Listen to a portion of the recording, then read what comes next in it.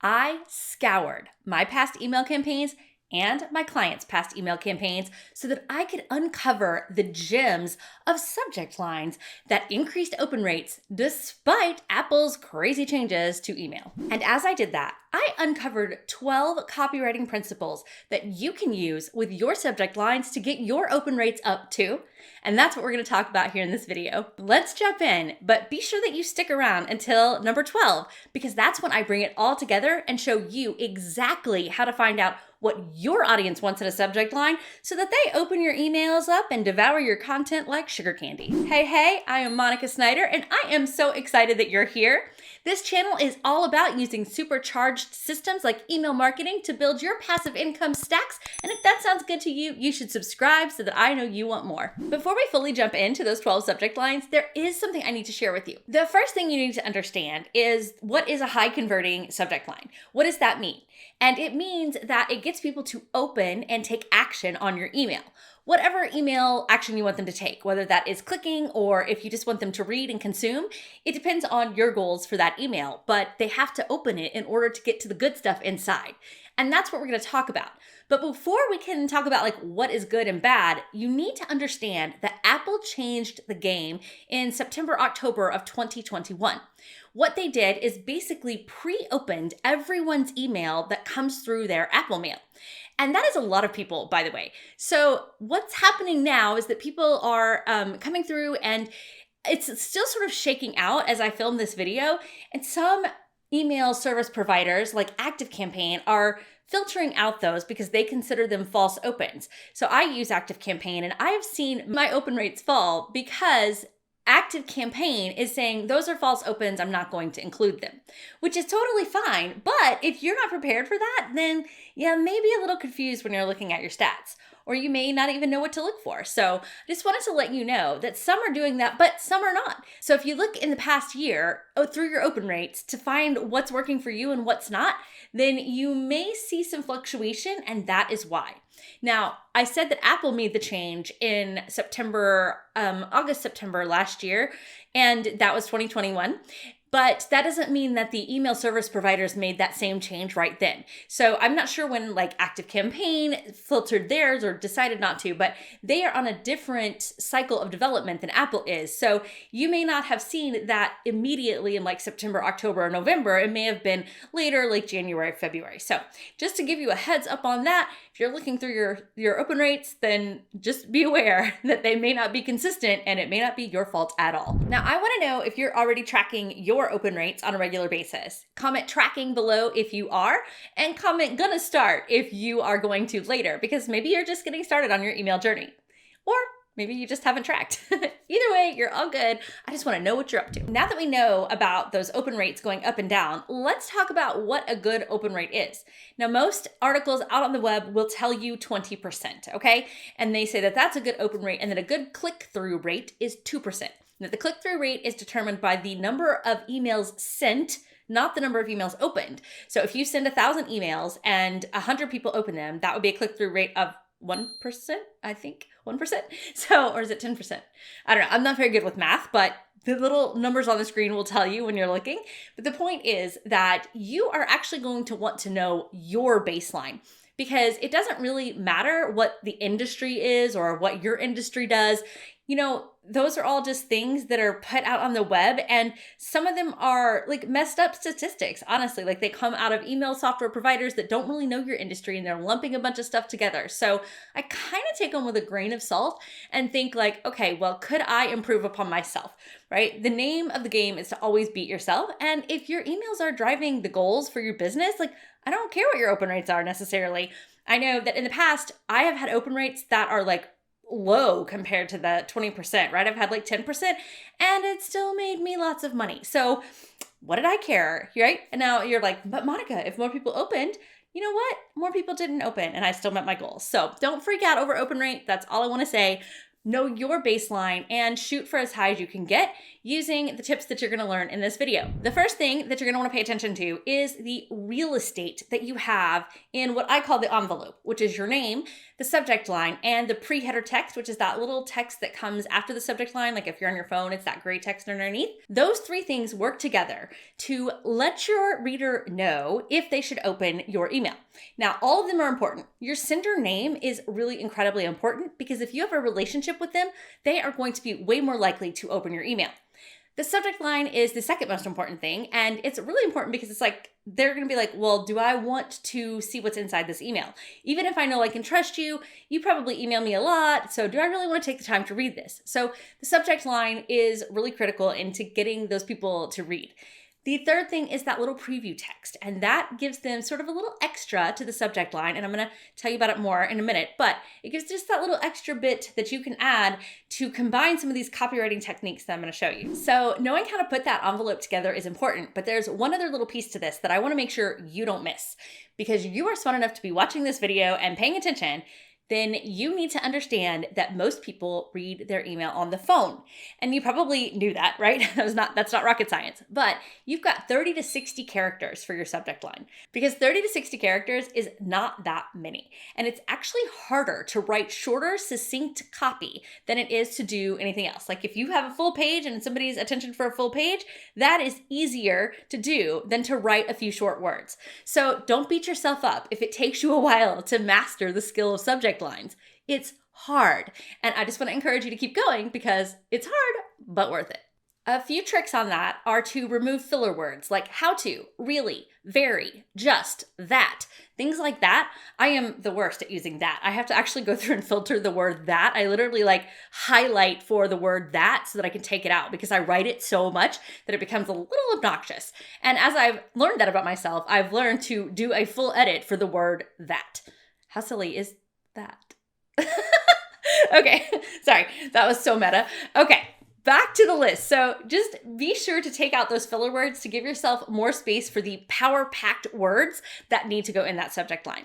And with that, let's talk about the 12 copywriting techniques that are going to get your subject lines to be mwah and get your readers opening and clicking.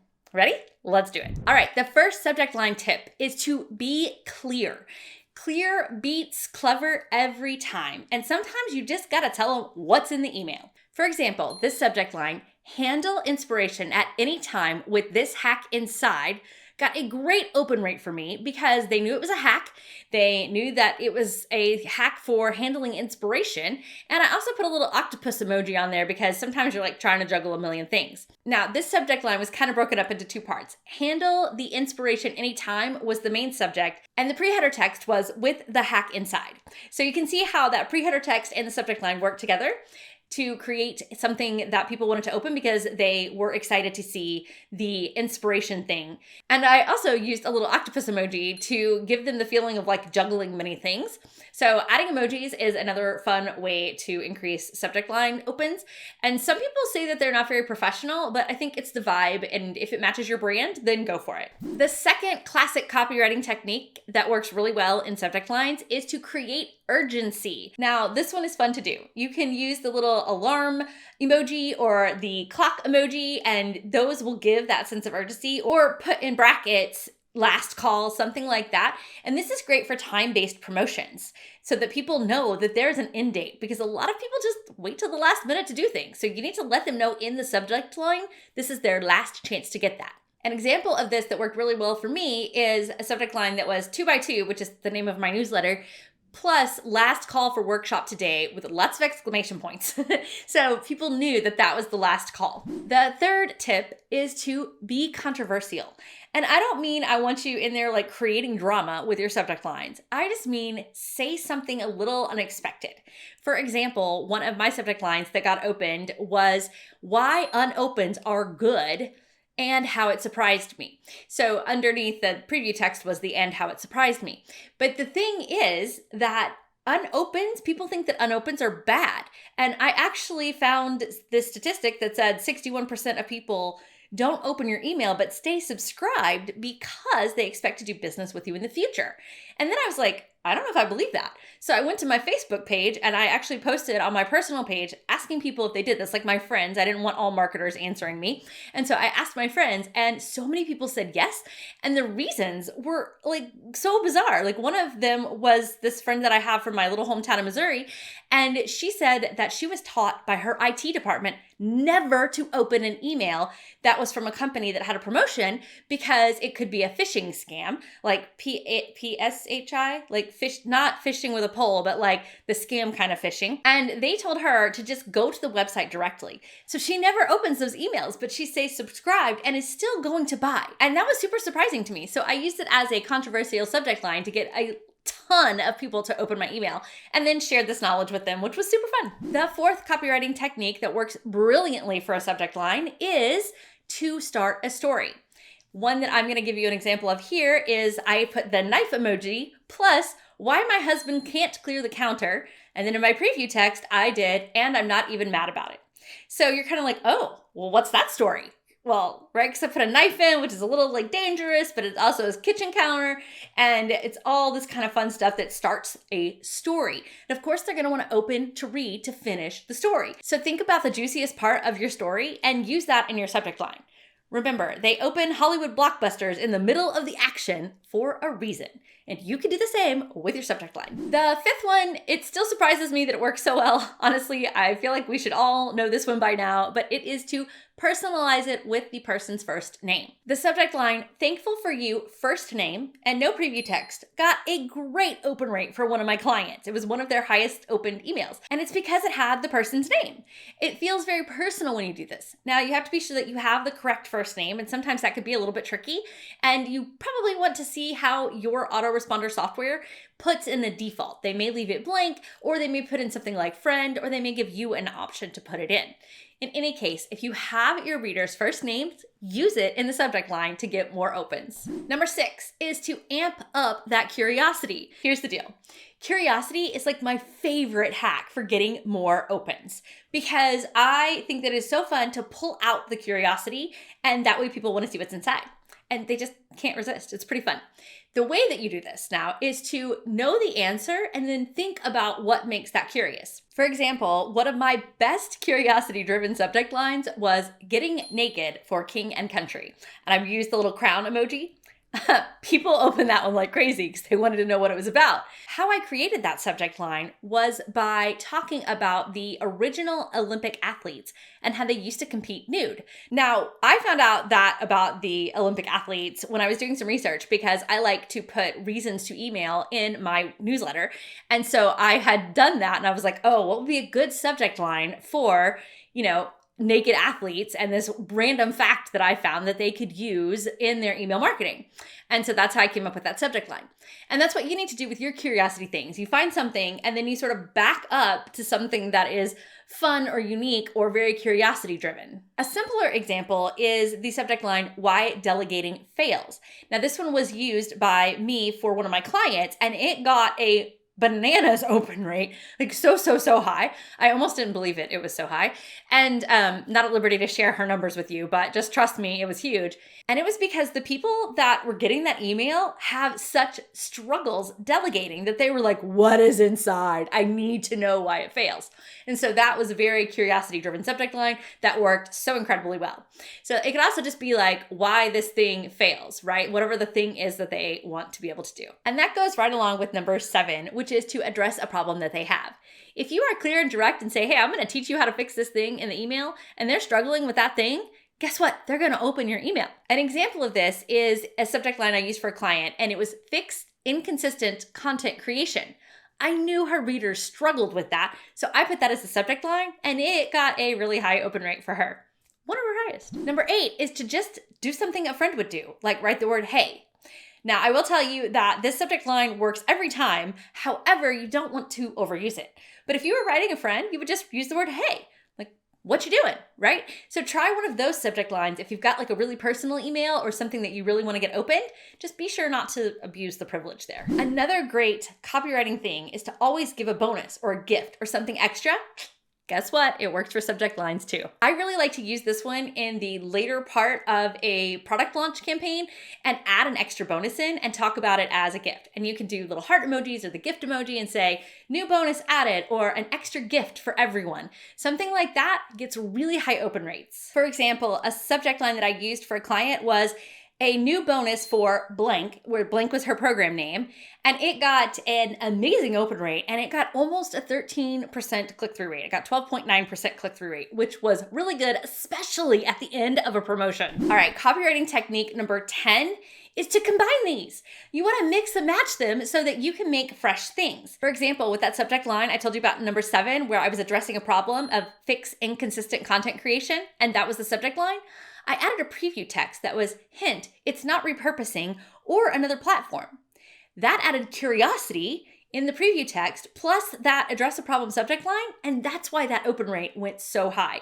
So think about how to combine these different techniques in your subject line plus your preview text and watch your open rates go up. Number 11 is a copywriting technique that I feel like not enough people understand or talk about, but it is to reuse your best campaigns. Listen, you worked really hard and something worked, you can reuse it. Now, you might want to wait for a subject line for, a few months, but people have short attention spans, and trust me, they do not remember your subject lines.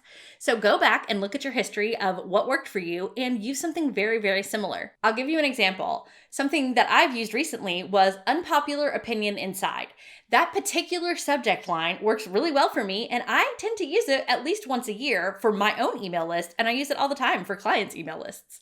So be sure to check out what has already worked and use it again. Don't be scared. It'll be good. Promise me that you'll try this by clicking the like button so that I know that you are going to try something that is going to help your life be easier, because reusing what you've already done makes life easier. So click that like button if that sounds like a good idea to you. And copywriting technique number 12 that I want you to use for your subject lines is the classic split testing. Here's the deal. No one knows what your list wants more than you, and you're the only one with your list. Out of every email list in the whole wide world, your email list is unique to you. Be the leader for your reader and show them that you care about them by testing subject lines that get them to open more. So on your next email campaign, think about these different subject line techniques and think about which one you think your audience would respond to the most, and then try that one out, but also try one that you're not sure of. Like maybe you normally write curiosity subject lines, try out one of the direct ones, or try out addressing a problem. Use your autoresponder software to make this really easy. Most of them have the ability in a broadcast campaign to say, hey, split test the subject line, send this subject line to half the people and this subject line to the other half of the people, and there you go. You're going to have the subject line that is going to work because it's going to say, hey, this one got this open rate and this one got this open rate. Be sure to also look at click-through rate if that's really what you were going for, because sometimes the open rate and the click-through rate, you would think that they correlate, but they don't always. So check to make sure that your goals are being met and which subject line won for that. And that, my friend, is how you figure out what your list wants the most. Now, another thing that you can do is take those subject lines that you found in your test and use them in other things like your social media or your ads so that you can dial in your audience even more and bring them in with things that you've tested with your warm audience. Your email list is your warm audience, and that you can take it out to colder audiences and get the people who resonate with that so that you have a list of all the same kinds of people and you can help them and get them to get your courses. Now that you know how to get your emails opened and read, you might be wondering, how do I build a better relationship so that I can get more clicks and more sales and do more things with the people on my email list? Well, it is your lucky day, my friend, because I have the perfect video for you to watch next. It is my whole email marketing strategy, how I build relationships that drive revenue using email. And it's a 3-part strategy, and you can check it all out on this next video.